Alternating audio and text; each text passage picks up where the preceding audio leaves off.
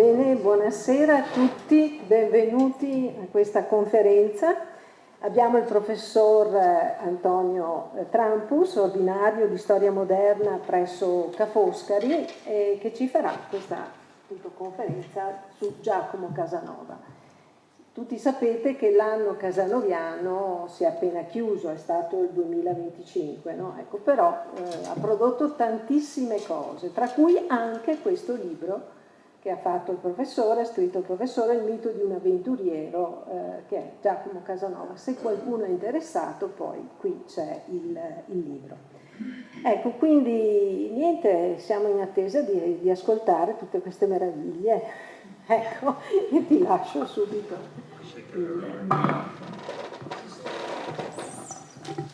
Si sente, sì? Bene.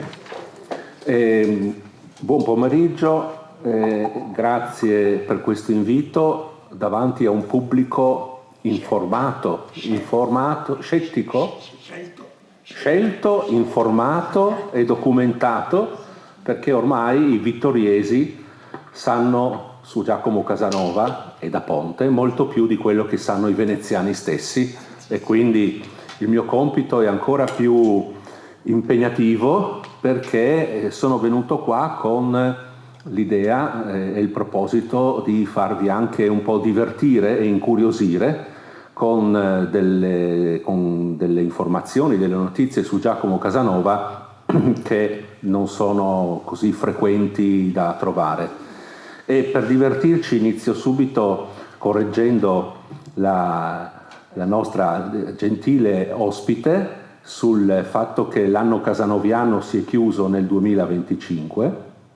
E no, perché come insegnano i veneziani, l'anno veneto iniziava a marzo, e quindi essendo iniziato nel marzo del 25 finisce adesso nel marzo del 26, se non che Giacomo Casanova è nato in aprile, e quindi l'anno casanoviano è iniziato nell'aprile del 25 e finirà ma troveremo anche delle buone scuse per continuare a far festa dopo l'aprile del 2026.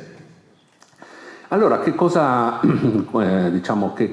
c'è di interessante che oggi ci può far restare qui a parlare di Giacomo Casanova? Beh, c'è di interessante che in quest'anno in cui si sono fatte tante cose, tante iniziative, mostre, conferenze, ricerche e via dicendo, sono state fatte anche molte scoperte, molte cose, sono state trovate molte cose nuove, e si è riusciti anche in qualche modo a smascherare questo personaggio, Giacomo Casanova, che della maschera e quindi della scena teatrale ha fatto un po' tutta la sua vita. Voi sapete che Giacomo Casanova era figlio di 2 attori teatrali, la mamma famosissima attrice in giro per il mondo, soprattutto in giro per il mondo di allora, cioè l'Europa, e Giacomo Casanova ha vissuto tutta la sua vita come una grande messa in scena,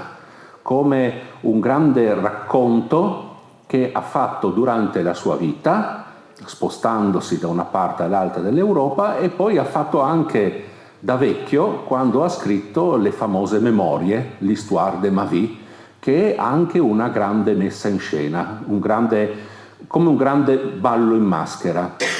Una delle cose più affascinanti del personaggio Casanova e della storia della mia vita, che è l'opera per il quale è diventato più famoso, è proprio il fatto di essere riuscito a costruire un grande racconto attraverso una formidabile opera di invenzione, all'interno della quale ha raccontato dei fatti veri, ma in modo tale da affascinare il pubblico che lo ascoltava e affascinare il lettore dei giorni nostri.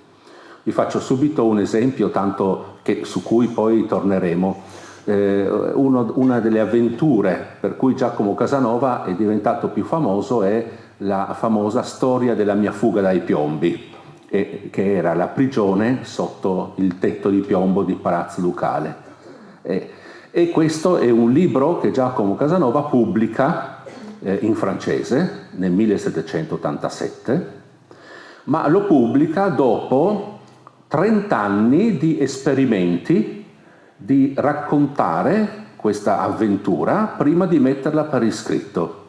Pensiamo a un grande scrittore, perché Casanova è stato un grande scrittore, oggi è considerato uno degli autori principali della lingua francese, fa parte del tesoro nazionale della letteratura francese, ma a differenza di come facciamo noi oggi, che prima scriviamo e poi raccontiamo, lui invece prima raccontava e poi scriveva.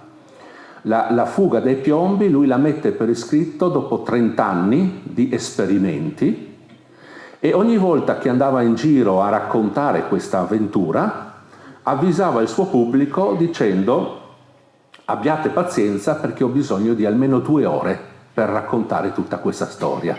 Naturalmente io non vi chiedo 2 ore per sentire la storia di Giacomo Casanova, ma ogni volta che poi lui raccontava la fuga dei piombi e guardava la reazione del pubblico e magari vedeva qualche dubbio perché non era tanto realistico ciò che raccontava, allora lui arricchiva il racconto con nuovi particolari.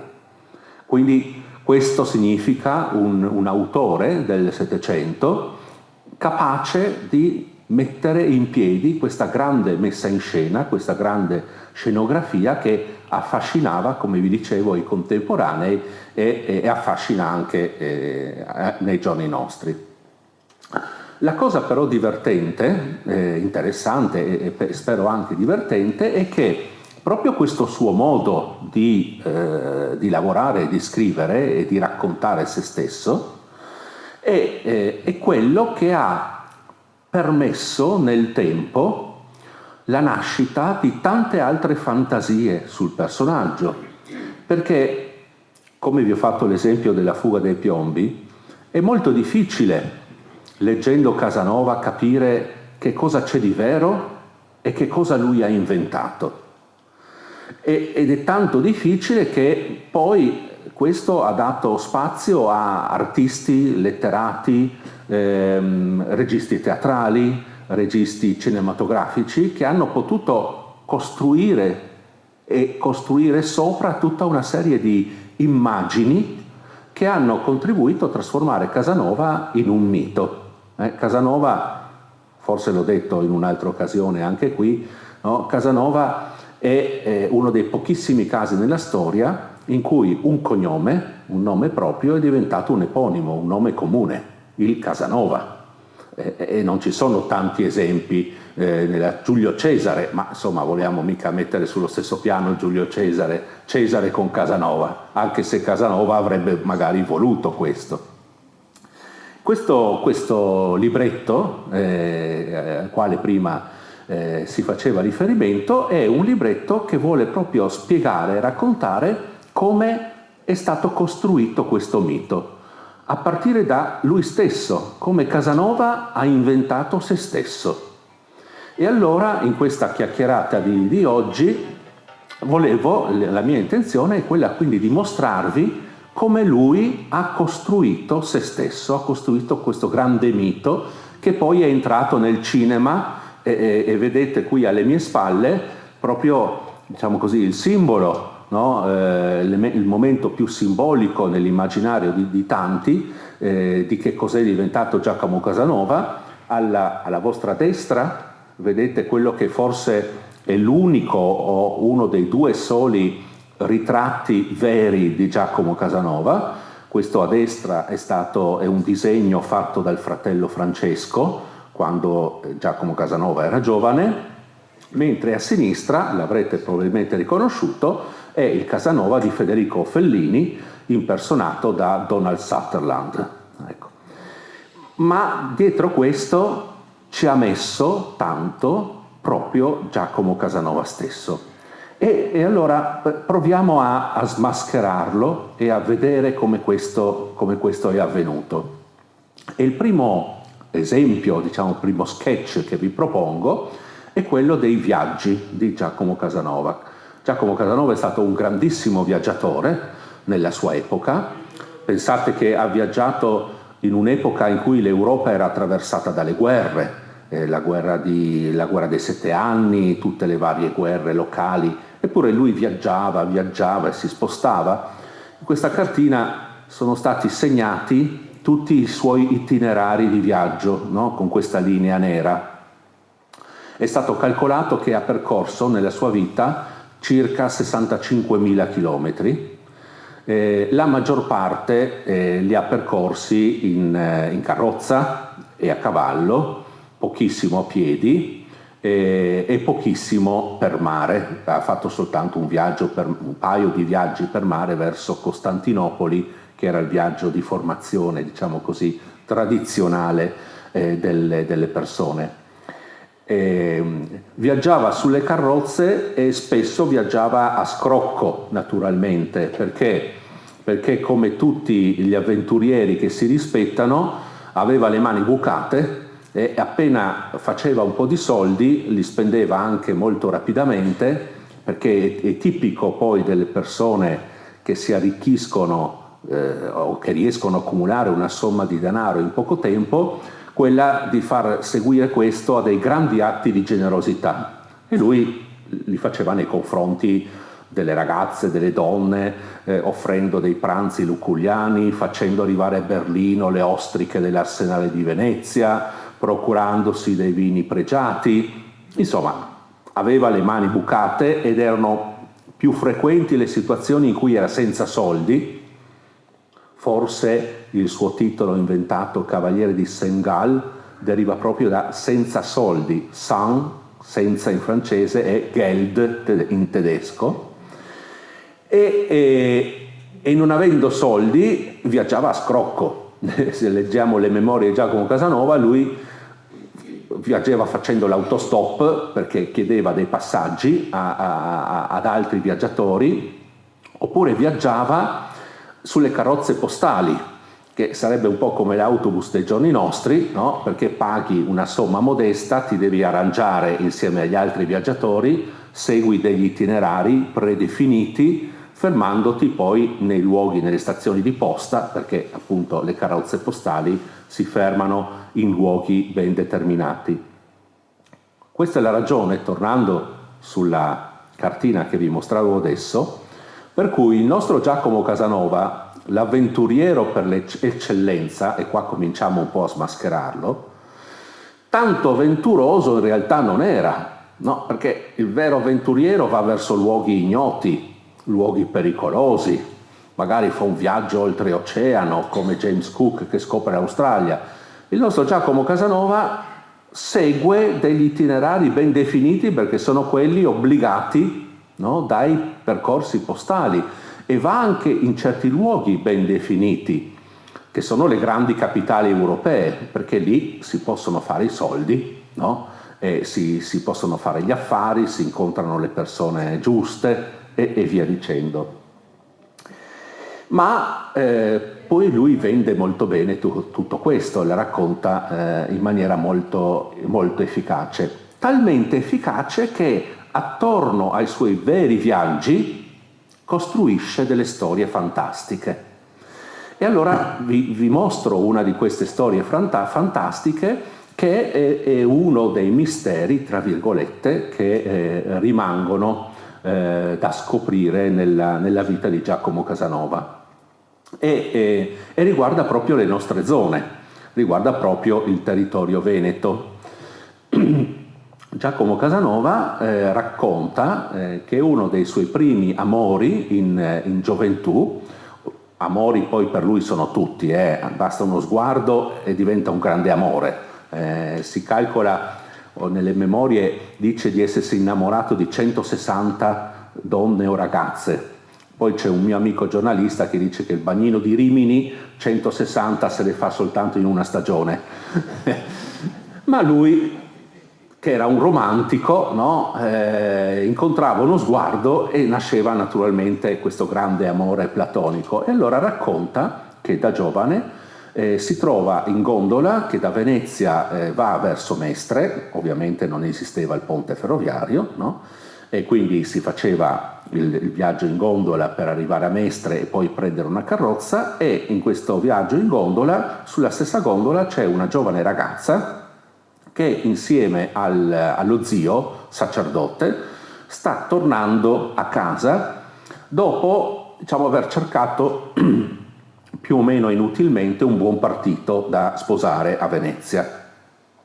Questa ragazza, alla quale lui dà il nome di Cristina, e che lui vede in qualche modo bisognosa, mettiamola così, di conforto, di assistenza, eccetera, decide poi di accompagnarla per un pezzo di strada in carrozza fino a casa sua, diciamo così, fino a laddove viveva insieme a questo zio e dove avevano delle proprietà e cose di questo tipo. E come spesso fa Casanova nelle sue memorie, racconta la storia, spiega chi sono le persone, dà tutta una serie di informazioni e poi nasconde i nomi veri attraverso delle iniziali o delle lettere. In questo caso dà il nome di Cristina e poi dice che questa ragazza era originaria di un posto, di una località lungo la strada chiamata PR. La vedete in questo passo delle memorie. PR con i due puntini. A destra è un'illustrazione dell'Ottocento che in qualche modo ci restituisce una immagine romantica di questa fanciulla Cristina. Ma il luogo, l'indizio che Casanova lascia per identificare il luogo, PR, no? Sono soltanto le due prime lettere dell'alfabeto. Immaginate, ci sono 200 anni di ricerche intorno a Giacomo Casanova, ai suoi luoghi, i personaggi, eccetera, che intorno a questo PR, quindi all'identificazione del luogo e l'identificazione della persona, si sono scatenati tutti i ricercatori. Poi chi si interessa di Casanova è uno studioso, ci sono professori, ci sono studiosi, ci sono appassionati, collezionisti, ci sono medici, ingegneri, architetti, tutti quanti ovviamente sono titolati per fare gli investigatori e scoprire questi gialli. Giacomo Casanova dice che la località di Preux si trovava a 22 miglia da Venezia, considerando anche e quindi a 4 ore di viaggio, considerato anche il tempo necessario per la gondola. Quindi un indizio molto, molto ben preciso. Questa è una carta degli anni di subito dopo di Casanova. Qui vedete in basso, questa è Mestre, okay? E poi sono segnate le principali strade e le principali località che stanno tra Mestre, da Mestre a Treviso e poi naturalmente anche oltre. Le strade, peraltro, non erano tante per compiere questi itinerari. Questa è una immagine di una guida di viaggiatori, quindi probabilmente anche una guida che Casanova poi aveva con sé per poter raccontare questi episodi, da cui si vedono che le strade principali, a parte i sentieri di campagna, erano veramente poche. Questa è la famosa strada che da Venezia portava verso l'Austria, verso Trieste, e forse voi sapete che non era percorribile tutta la bassa friulana, pianura friulana, perché era tutta zona di paludi, e quindi l'unica strada per arrivarci era quella che fa ancora oggi il treno per andare su da Conegliano, Pordenone, Udine, e poi scendere dall'altra parte. Quindi gli indizi sono, diciamo così, numerosi per poter trovare questa persona. E allora cosa è successo?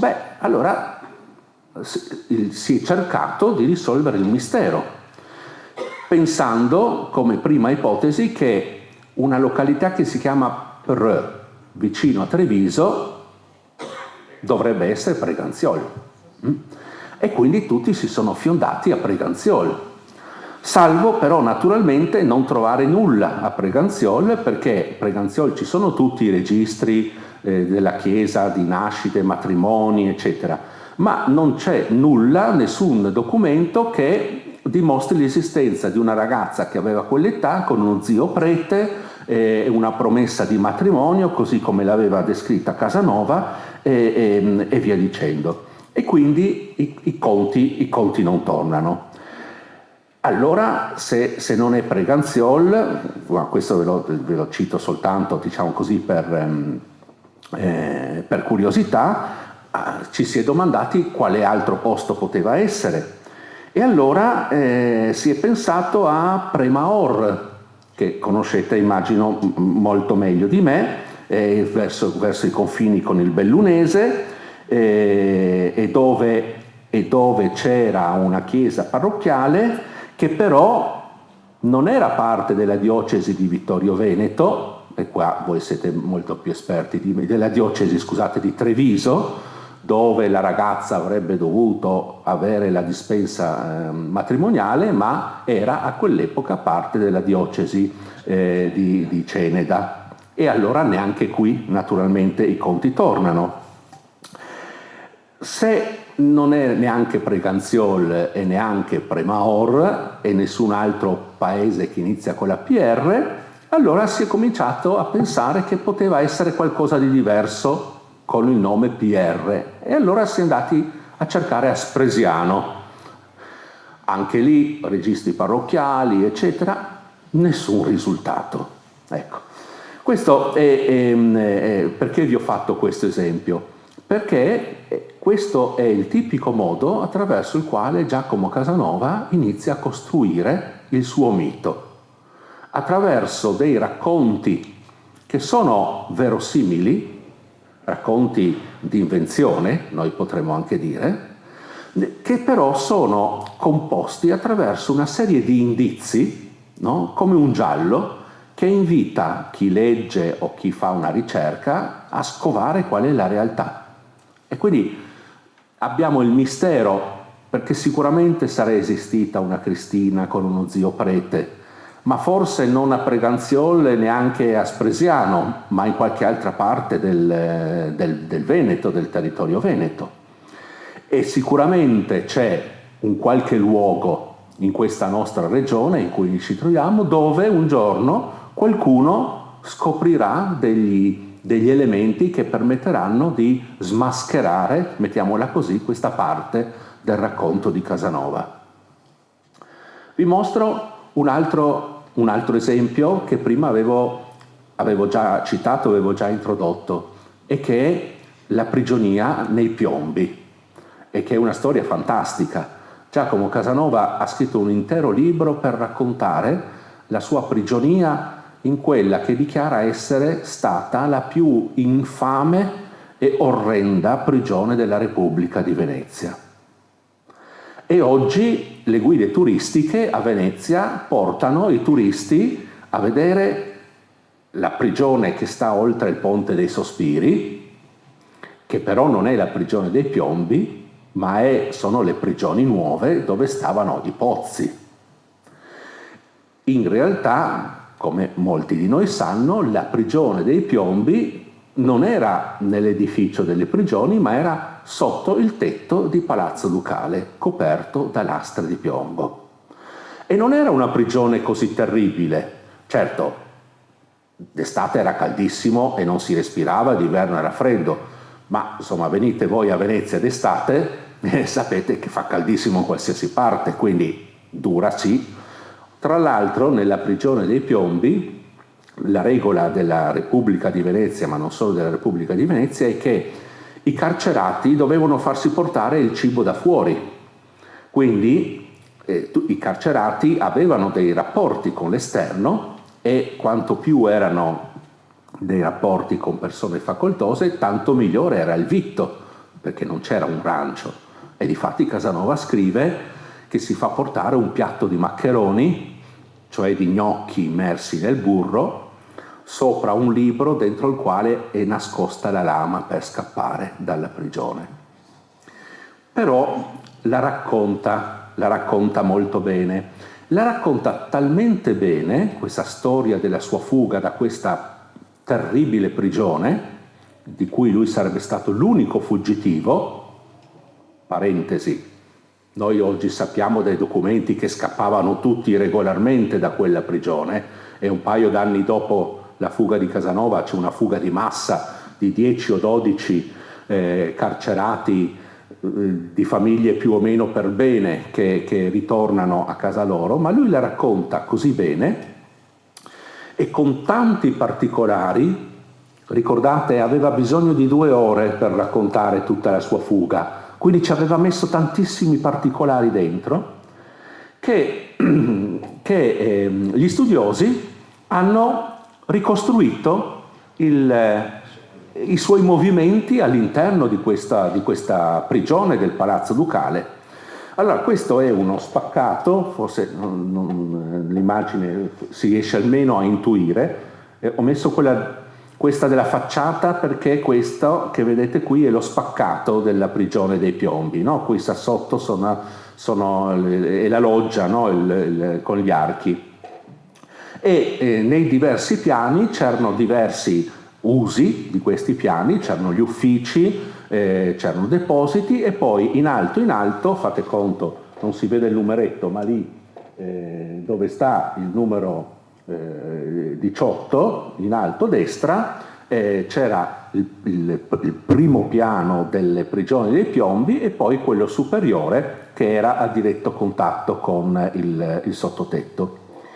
Allora Giacomo Casanova, che si allena per 30 anni a raccontare questa storia, la riempie di una quantità di particolari stratosferici, per cui è come veramente se fosse un giallo. Chi ha letto la fuga dei Piombi è veramente in suspense, perché lui racconta che fora il tetto, vede l'abbaino, non può uscire, non può calarsi con la corda perché c'è sotto il rio, altrimenti finirebbe in acqua, rientra nell'abbaino, forza una porta, apre un'altra, scende una scala, ne sale, una precisione incredibile, che anche se fosse stato ed era di ottima memoria, lascia il dubbio di capire come ha fatto a ricordare tutto questo a distanza di tanti anni.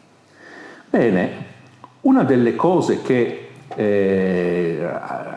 sono state ritrovate proprio in questo anno casanoviano è questa lettera di un suo amicone, diciamo, il suo compagno di avventure ma goliardiche, ecco, di gioventù, che era un personaggio di grande rilievo nella storia della Repubblica di Venezia, senatore, diventato poi senatore e procuratore di San Marco, Andrea Memmo. Figlio, cioè probabilmente la mamma di Andrea Memmo, preoccupata che Casanova portasse il figlio sulla cattiva strada, forse era stata lei a denunciare Giacomo Casanova, a farlo finire nei Piombi. Ma la cosa interessante è che questa lettera è del 1788, cioè l'anno dopo la pubblicazione della storia della fuga dei Piombi, e Andrea Memmo gli dice: ho ricevuto il tuo libro e l'ho letto, è scritto benissimo, è avvincente, ma perché ti sei dimenticato di dire che sono stato io a riportarti dentro il Palazzo Ducale tanti anni dopo per mostrare i luoghi che tu poi hai potuto ricostruire con tanta esattezza? Ecco, quindi vedete un secondo caso, una seconda situazione in cui la scenografia messa in piedi da Giacomo Casanova stesso contribuisce a creare il mito dell'avventuriero. Terzo esempio, visto che siamo qui a Vittorio Veneto e al cospetto di Giampaolo Zagonel, il famosissimo preteso contributo di Giacomo Casanova alla scrittura dell'aria del Leporello per il Don Giovanni di Mozart. Come questo è un particolare dei manoscritti di Casanova conservati oggi all'Archivio di Stato di Praga, che riportano queste strofe che Casanova scrive, ispirato probabilmente al Don Giovanni, le ha pubblicate proprio Giampaolo in quel libro su Casanova e da Ponte che abbiamo presentato proprio qui qualche tempo fa, e questo è un altro, diciamo, un'altra situazione, un altro caso che ha alimentato il mito dell'avventuriero di un Giacomo Casanova che addirittura avrebbe contribuito alla fama di Mozart, no? Intervenendo sul testo di questo libretto, mentre da Ponte non era potuto intervenire alla prima rappresentazione al teatro di Praga. Ma mentre su questo siamo abbastanza oggi sicuri che non ci fu una collaborazione diretta tra Casanova e da Ponte, quello che invece è interessante e che vi faccio adesso vedere è l'effetto che questo ha avuto sul mito di Giacomo Casanova.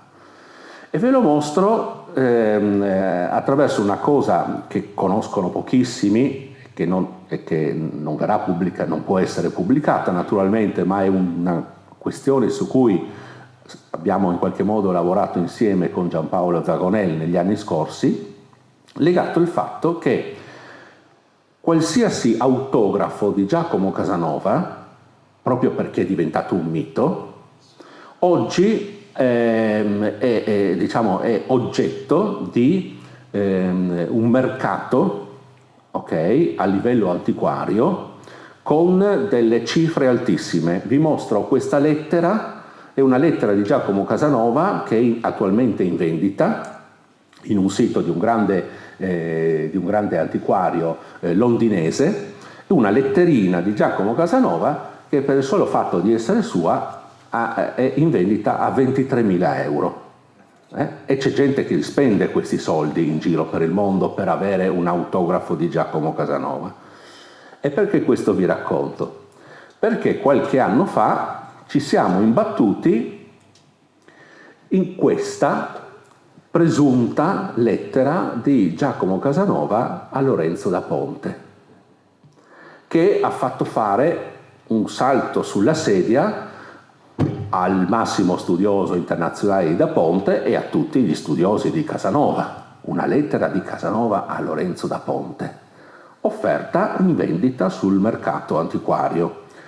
I buchi ci sono perché chi era e chi è in questo momento il proprietario non vuole che sia facilmente identificabile. Quindi una cosa andata sul mercato, se non che l'appetito nei confronti del mito di Giacomo Casanova ha impedito di accorgersi, primo, che questa non è una lettera, ma come chi maneggia un po' i libri antichi, è una pagina strappata dal foglio di guardia di un libro antico. Le lettere normalmente sono, come si usava all'epoca, sono dei fogli interi e sono ripiegati tra di loro perché non si usavano le buste, no? E quindi si ripiegavano e sul lato bianco che rimaneva si scriveva poi l'indirizzo. Questo invece è un foglio, vedete, che si vede molto bene lì sul margine sinistro, che è stato proprio staccato da un libro, quindi non è una lettera. E poi un po' dalla scrittura, un po' dalle parole che vengono utilizzate, si può essere sicuri che non era il modo con cui Casanova si sarebbe rivolto a un qualsiasi suo interlocutore. Quindi, come ben capite, ci sono molti dubbi sul fatto che questa possa essere una vera lettera di Casanova a Lorenzo da Ponte e per questo motivo non entra chiaramente nell'epistolario. Ma fa parte anche questo del modo con cui questo mito si è amplificato nel corso del tempo e del modo con cui questo mito si autoalimenta con dei riflessi che, come vedete, arrivano addirittura a lambire il mercato, cioè il mondo dell'economia. E allora veniamo alla seconda, verso la conclusione di questo discorso, per per vedere un po' come questo mito poi si è costruito e si è alimentato, che è forse la parte più nuova che è venuta fuori da tutti i lavori che sono stati fatti e che sono in corso e che per questo motivo sono al centro del racconto e del libro da cui eravamo partiti. Casanova è diventato nel tempo un brand, un vero e proprio brand, una sorta di marchio pubblicitario. E la pubblicità commerciale ha avuto un grande ruolo da questo punto di vista già a partire dalla fine dell'Ottocento. Soprattutto in Francia, perché in Italia Giacomo Casanova è stato messo letteralmente all'indice da parte della Chiesa nel momento in cui sono state pubblicate le sue memorie, mentre invece in Francia è diventato rapidamente, essendo un autore che ha scritto in lingua francese, è diventato una sorta di gloria nazionale. E questa è la pubblicità di un famosissimo profumo che inizia a essere prodotto negli anni 20 del Novecento, dove Casanova diventa ambasciatore di questo profumo attraverso la penna, diciamo così, di un grandissimo disegnatore dell'inizio del Novecento che si chiamava Maximilien Vaux, che nella storia dell'arte è importante. E qui c'è già proprio la trasformazione del nome proprio in nome comune, no? Perché dice che per capire il senso di questo profumo basta il nome, che non compare nemmeno, ma è Giacomo Casanova, perché viene quindi solo il nome di Giacomo Casanova stimola la fantasia, no? e l'attenzione del pubblico, maschile e femminile, perché profumo per uomini e profumi per donne. E il cinema. Il cinema è uno straordinario volano dall'inizio del Novecento. Pensate che il primo film che viene fatto su Giacomo Casanova viene registrato, viene girato durante la Prima Guerra Mondiale, quando, come ben sappiamo, anche dalla storia di Vittorio Veneto, no? L'Austria-Ungheria è in guerra contro l'Italia. Il regista ungherese non può girare le scene in Italia e a Venezia come ci si aspetterebbe, e non potendo girare in Italia ambienta la storia di Casanova a Ragusa, oggi Dubrovnik, quindi sulla costa dalmata, in uno scenario che ha molto più del gotico e dell'horror, naturalmente, perché è l'unico luogo mediterraneo plausibile attraverso il quale raccontare un Giacomo Casanova figlio di un'Europa senza confini, perché questo era poi lo scopo. Stava crollando l'impero austro-ungarico e Casanova era un po' il segno, il simbolo, il ricordo di quel mondo di ieri che stava scomparendo. Ma accanto a questo primo film di cui vi parlavo, pochissimi sanno che Walt Disney ha fatto un cartone animato, siamo nel 1945, fa un cartone animato su Casanova, dove Casanova è impersonato da Pluto. Purtroppo per noi, nel senso che questo non è mai stato poi non è stato messo in italiano, non è mai arrivato in Italia, però negli America degli anni 40 e 50 Casanova gira e passa, no, attraverso il Latin Lover impersonato da Pluto con tutte le sue cagnette di cui si innamora, che poi noi conosciamo in realtà dalle storie di Topolino, immagino ve le ricordate tutti quanti. Anche questo è stato dimenticato, ma uno dei primi Casanova del secondo dopoguerra è Vittorio Gassman. Non si può, non è permesso usare il nome di Casanova perché c'è ancora l'indice dei libri proibiti, c'è ancora la Chiesa cattolica che condiziona anche i film come vanno nelle sale. C'è un famosissimo episodio in questi anni dell'intervento durissimo su istanza della Curia Vescovile di Padova nei confronti di un film su Casanova, che vi mostrerò dopo, da parte del sottosegretario di Stato che si occupa della censura all'epoca, e quel sottosegretario di Stato era Oscar Luigi Scalfaro, il futuro Presidente della Repubblica.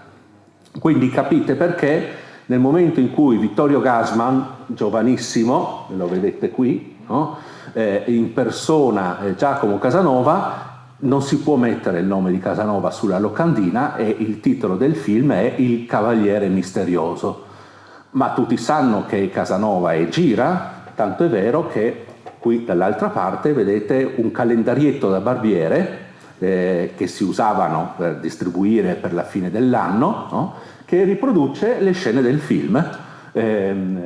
Qui in questo caso sì, perché era un calendarietto da barbiere per maschi, distribuito, spesso anche erano calendarietti che erano accompagnati dal profumo. Ce ne sono ancora che mantengono il profumo, si possono ancora odorare, ed è il Giacomo Casanova Vittorio Gassman che trovate nella locandina del film. Questo è uno dei film più pesantemente censurati, proprio dagli interventi della censura di Roma, del sottosegretario Scalfaro, ed è Le avventure di Giacomo Casanova di Gabriele Ferzetti. E poi si arriva invece nel momento in cui Casanova viene usato, no, come grimaldello per raccontare, diciamo, anche questo personaggio irregolare come un richiamo alla libertà, o comunque come un soggetto anticonvenzionale. Allora si apre poi la grande stagione dei film degli anni 60 e 70, il più famoso dei quali è il Casanova di Federico Fellini, che viene costruito come film proprio pensando ad una satira nei confronti del mito di Casanova come maschio italiano. Proprio in questo libro ricordo delle interviste che forse pochi conoscono, ma delle interviste che fa Federico Fellini, in cui dice: io ho fatto questo film per raccontare un Casanova antifascista. E uno dice: ma cosa c'entra Casanova col fascismo? C'entra perché la sua idea era di andare contro il tentativo che aveva fatto l'Italia fascista di riappropriarsi di questa figura di Casanova, che era ormai già una gloria francese, no? E quindi c'è tutta una dialettica e tutto un racconto di questo tipo. Il Casanova di Luigi Comencini, che segue quello naturalmente che segue quello di Fellini, di cui abbiamo parlato prima, ma in America Tony Curtis, no? che reinterpreta Casanova in modo moderno. Questa è la locandina francese del film con Tony Curtis. Per arrivare ad Alain Delon c'è una serie, una cinematografia immensa su Giacomo Casanova, che ci permette proprio di vedere come è cambiato il modo di guardare a questo personaggio. In controluce Richard Chamberlain, e questo non si vede molto bene, è uno degli ultimi film, fino ad arrivare naturalmente, come vedete, a Gabriele Salvatores, che ha rimesso in scena Casanova attraverso la novella di Arthur Schnitzler, no? Il ritorno di Casanova. Allora, vedete che questi fanno in realtà il gioco di Casanova stesso, no? Casanova aveva inventato se stesso. L'arte e il cinema hanno continuato questa pratica, hanno continuato questa idea, inventando il Casanova che piaceva al pubblico delle diverse epoche. E allora, per concludere questa carrellata, che spero non vi sia risultata troppo noiosa, vi mostro un aspetto del rapporti di Casanova con le donne che abbiamo scoperto proprio in quest'anno casanoviano e che non era conosciuto, era stato tenuto nel dimenticatoio, e cioè il rapporto di Giacomo Casanova con le donne, visto però al contrario, non lui con le donne del suo tempo, ma come le donne dell'8 del Novecento hanno guardato Giacomo Casanova, perché quello che abbiamo scoperto è che una gran parte, diciamo così, del mito di Casanova, ma soprattutto nel modo di, diciamo così, di restituirlo ad una dimensione umana, perché poi in fin dei conti Casanova lo scrive lui stesso, sono state più numerose le situazioni in cui sono stato sedotto di quelle in cui io ero seduttore. Tutti mi passano per seduttore, ma io sono stato a sua volta sedotto. E questo discorso, no, che può sembrare così una specie di captatio benevolenza, in realtà nasconde quello che le memorie alla fine raccontano, nel momento in cui togliamo tutto il mito dell'avventuriero, e cioè una profonda stima nei confronti del genere femminile, che in questo personaggio vedono colui che esce effettivamente dagli schemi e che popola il suo racconto, il suo romanzo con figure femminili, cose che non era affatto scontato. E la cosa interessante è che tra i grandi artisti, traduttori, editori di Giacomo Casanova ci sono queste figure femminili che adesso vi presento. Questa che vedete qui è Violet Hunt, che è stata una delle principali protagoniste del movimento femminista inglese della fine dell'Ottocento. E lei è quella che fa la prima, diciamo, traduzione inglese delle memorie di Giacomo Casanova, insieme ad una sua amica che anche lei era protagonista delle battaglie femministe, diremmo anche suffragette se volete.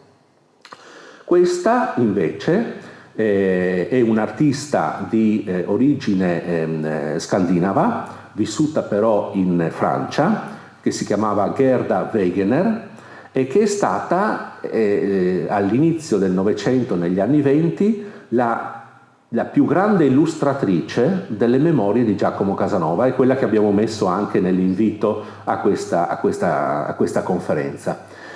Siamo naturalmente in piena epoca Liberty, eppure questi disegni, queste tavole che lei ha fatto per illustrare la figura di Giacomo Casanova sono qualcosa di non superato anche oggi dal punto di vista della storia dell'editoria, nell'ambito dell'arte e della stampa della prima metà del Novecento.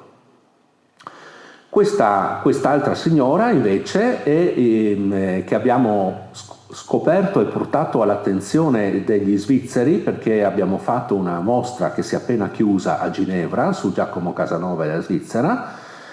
Questa è Julia Fulpius, che è stata la fondatrice dell'Unione delle femministe della Svizzera negli anni dal 1902 al 1910. Ed è lei che per il pubblico svizzero per la prima volta raccolta questa piccola antologia che chiama Breviario di Casanova, all'interno del quale riporta alcuni passi delle memorie. Questa è ovviamente molto meno conosciuta, ma è solo per mostrare che avviene lo stesso discorso in tutta l'Europa. Questa invece è la prima traduttrice, la prima traduzione in lingua ceca delle memorie di Casanova, siamo negli anni 30, viene fatta da questa professoressa dell'Università di Praga. Questa forse qualcuno la conosce. Questa è stata Margherita Sarfatti. Margherita Sarfatti che, diciamo così, malgrado suo è rimasta famosa per la biografia Dux, no? di Mussolini, Ma prima di aver fatto questa, Margherita Sarfatti era a Venezia una coltissima diciamo, ragazza e donna di buona famiglia ebrea. Il padre aveva un ruolo molto importante anche con le manifestazioni, le biennali d'arte di Venezia, è stata una critica d'arte ed è stata prima, diciamo così, di aderire al fascismo o a Mussolini, il discorso può essere anche molto ampio, è stata un esponente di spicco del movimento socialista. Allora Margherita Sarfatti, come forse qualcuno sa, a seguito delle leggi razziali e quindi anche dopo la rottura, diciamo, del rapporto sentimentale con Mussolini, è costretta a lasciare l'Italia e va in esilio in Argentina. La cosa interessante è che in Argentina, non potendo, non volendo occuparsi di politica, la Sarfatti si inventa un sistema per mettere in discussione la figura di Mussolini. E come fa?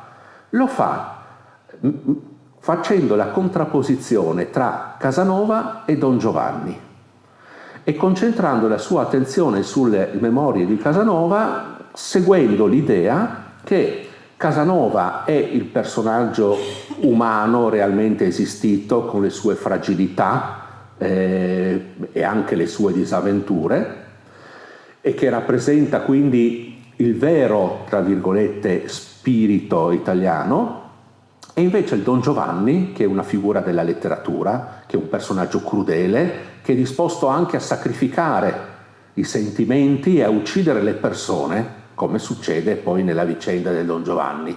Nella sua mente il Don Giovanni è Mussolini e Casanova è l'amore che avrebbe lei effettivamente desiderato, ma il risultato di questa operazione, anche se volete molto articolata e complessa, è che nel 1943 pubblica a Buenos Aires un'antologia delle memorie di Giacomo Casanova. Vado verso la conclusione, proprio le ultime due slide. Questa è stata una grande traduttrice italiana, Maria Dazzi Vasta, era originaria di Montagnana, quindi delle nostre zone venete, ed è in realtà la traduttrice dell'edizione delle memorie curata da Giovanni Comisso. Nella frontespizio dell'opera c'è solo il nome di Giovanni Comisso, ma dietro poi è spiegato che la traduzione in gran parte è stata dovuta a questa grande studiosa. Questa è Angelica Hübscher, alla quale si deve la prima edizione integrale delle memorie di Giacomo Casanova, quando nel 1960, quindi 150 anni dopo la morte di Casanova, l'editore tedesco per la prima volta rivela al pubblico il manoscritto autentico, senza i tagli, senza le censure, eccetera. E Angelica Hübscher cura questa traduzione. Lei era stata una partigiana tedesca, una staffetta del movimento partigiano tedesco, famiglia perseguitata dal nazismo, e quindi anche lei vede in questo personaggio Casanova così irregolare, no, lo spunto per raccontare, diciamo, questa libertà o anticonvenzionalità delle regole del tempo. Questa è Leonor Fini, grande artista italo-argentina, poi vissuta lungamente a Parigi, che illustra Giacomo Casanova negli anni del 1980. E con questo termino questa carrellata in cui spero di avervi portato un'immagine delle idee, delle informazioni, delle curiosità nuove, diverse dal solito, intorno ad un personaggio del quale pensiamo di saper tutto, ma alla fine non sappiamo niente perché lui ha nascosto la sua vera identità. Grazie mille.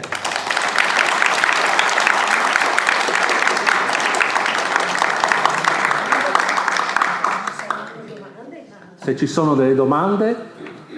Una curiosità ce l'ho.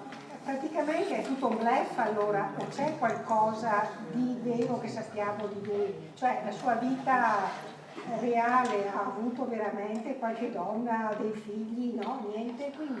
Sì, allora non è un vero bluff, nel senso che lui ha messo insieme tanti dati veri, tante informazioni vere, all'interno di racconti di invenzione. Okay? Quindi tutto ciò che lui racconta è tutto realmente avvenuto, ma non nei luoghi e nei tempi che lui descrive. Nei modi sì, invece? I modi sono sempre molto difficili da ricostruire perché bisognerebbe avere delle testimonianze dall'altra parte. Ci sono pochissimi casi in cui noi abbiamo una testimonianza, ce n'è uno molto famoso, lui racconta di essere in un'osteria di Berlino e che lì sta parlando animatamente con dei suoi amici e quindi racconta questi episodi nelle memorie. Abbiamo il diario di un grande viaggiatore inglese, James Boswell, che si trova lo stesso giorno, nella stessa ora, nella stessa osteria e scrive nelle sue memorie che in un tavolo vicino c'è un certo signor Neuhaus, cioè Casanova, che sta facendo un gran baccano e che impedisce alla gente di parlare. Ecco, questo è un episodio da cui noi... Poi sappiamo, lui ha avuto anche dei figli. Noi sappiamo per certo che lui ha avuto per certo almeno 2 o 3 figli, di cui una si è riusciti a seguire le tracce perché era la figlia di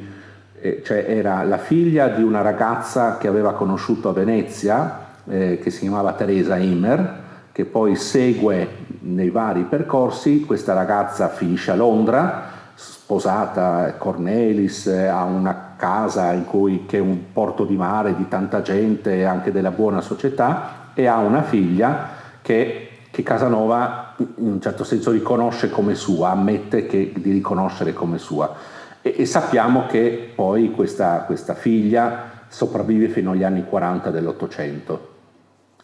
Ma lui non era un personaggio dai legami stabili, quindi paradossalmente sono molto più stabili i legami delle donne che lui ha incontrato con lui che non quelle suoi con le donne, perché nell'archivio di Dux, l'archivio di Casanova, che sta all'Archivio di Stato di Praga, ci sono centinaia di lettere di donne che lui aveva incontrato, che aveva amato, ma l'amore è anche uno sguardo, ok?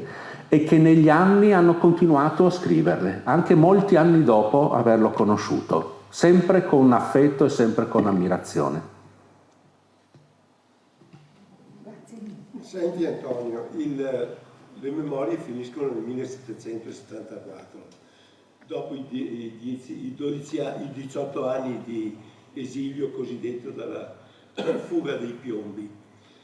Però, e quindi quando ritorna a Trieste, però c'è una vexata question se lui ha continuato a scrivere fino alla fine, se le ha distrutte. Oggi negli studi gli studiosi cosa pensano? Che le abbia continuate, che le abbia smesse, che le abbia distrutto il periodo dal 1774 in poi, perché lui è morto nel 98, quindi sì, oltre 20 anni dopo la fine della scritto delle memorie. Allora, Casanova intitola le memorie Storia della mia vita fino all'anno 1797, che sarebbe l'anno prima della sua morte. In realtà si fermano molto prima. Noi oggi pensiamo che non sia andato avanti a scrivere e quindi non abbia distrutto in realtà niente, e pensiamo questo per una ragione abbastanza semplice. Come fa Casanova a scrivere le sue memorie? Lo fa perché nella sua vita aveva raccolto una quantità enorme di informazioni, lettere, documenti, che poi aveva lasciato un po', diciamo, in custodia in varie parti ad amici, eccetera, e che aveva raccolto perché un modo per sopravvivere suo era quello di vendere informazioni, no? Faceva la spia, quindi più informazioni aveva, no? E più questo gli tornava utile. Quando, diciamo così, da anziano si ritira in Boemia, che è la sua ultima casa nel castello di Dux, si fa mandare, e abbiamo le lettere, tutte le casse che riesce a recuperare, che non gli servono più per vendere informazioni, ma comincia a usare per scrivere le memorie. E allora che cosa succede? Mano a mano che va avanti a scrivere le memorie, butta via una grandissima parte dei documenti più vecchi, perché non gli servono più. E invece l'archivio è molto più completo dal 1774 in poi, e allora la deduzione è che non li ha potuti utilizzare, no? Non li ha materialmente potuti utilizzare, e quindi non ha avuto necessità di buttarli via. Quindi c'è naturalmente un grande mistero, perché tutti sono sempre andati, vanno a caccia della continuazione delle memorie di Giacomo Casanova, ma probabilmente non sono mai esistite. Questa è l'opinione che ci siamo fatti. Al momento vige questa, sì. A meno che un giorno uno non scopra, però attenzione, qualcuno ha anche cercato di fare delle false continuazioni delle memorie, come i falsi diari di Hitler. Prego. Una domanda. Mi è incuriosito sapere che per 30 anni si è allenato a raccontare la fuga dei piombi per poi formalizzarla in forma scritta, però dopo questo lavoro di 30 anni di rifinitura, eccetera. Ci racconta un paio di fonti, sì, da cui abbiamo capito, avete capito e siamo certi che è durato 30 anni questo lavoro. Sì. C'è una almeno per noi famosissima, è molto autorevole, ed è il racconto che fanno i due fratelli Pietro e Alessandro Verri. Allora, Pietro Verri, sapete che sono stati i redattori del giornale Il Caffè a Milano, e sono stati tra i massimi esponenti dell'illuminismo italiano. Pietro Verri stava a Milano insieme a Cesare Beccaria, Alessandro Verri viveva invece a Roma. Siamo negli anni, alla fine degli anni 70 del Settecento, e Alessandro Verri manda da Roma a Milano una lettera a Pietro dicendo di aver conosciuto in un salotto romano questo Giacomo Casanova, che racconta l'avventura della sua fuga dai piombi. E quindi dice: l'ho sentita dalla sua voce. Pietro Verri gli risponde con un'altra lettera dicendo: secondo me sono tutte fandonie, si è inventato tutto quanto. Alessandro Verri gli risponde a sua volta dicendo: guarda, io invece sono convinto che dica la verità, perché quando racconta questa storia della sua fuga dai piombi è talmente talmente addentro al racconto che sembra di viverlo insieme a lui. Racconta che si cala dalla corda, racconta, e nella tensione gli si ingrossano le vene dal collo. Quindi dice: io sono convinto che sia vero, che racconti una storia vera. Allora questo piccolo confronto, ma autorevole, perché Casanova non era famoso all'epoca, no? Quindi era un oggetto di curiosità, no? Ci dà la prova, diciamo così, poi ce ne sono naturalmente anche altre, che lui sperimentasse, ed è questa, in maniera forse inconsapevole, ma è questa la cifra della sua scrittura. Casanova è diverso da qualsiasi altro scrittore del Settecento, perché, e questo lo rende molto moderno anche per noi oggi leggerlo, perché la sua scrittura, no, è diciamo il riflesso di ciò che lui raccontava a voce. Non è studiata dal punto di vista, sì, e poi naturalmente studiata dal punto di vista formale, no? Ma restituisce l'immediatezza del racconto orale, mentre invece molto spesso questo non avveniva.